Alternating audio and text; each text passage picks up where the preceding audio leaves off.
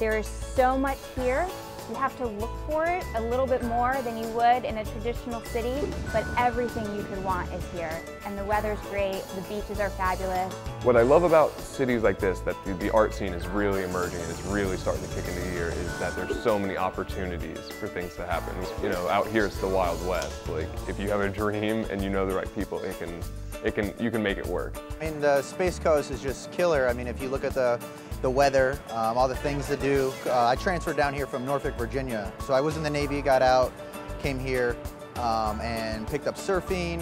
You know, it's just everything about the Space Coast is beautiful. The cost of living is amazing compared to other parts in the U.S., especially for what you get for that cost of living.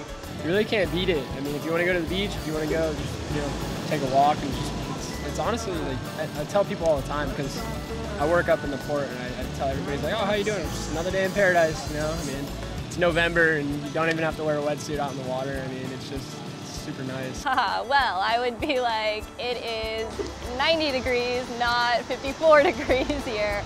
I just think, you know, Orlando's 45 minutes away, you know, Jacksonville's only 2.5 hours away. Same with Tampa, Miami's just a few hours away. I think this area is a really nice middle point for a lot of Florida. This is the unique spot on the planet where you could go to the moon or you could go to the beach, maybe in the same day.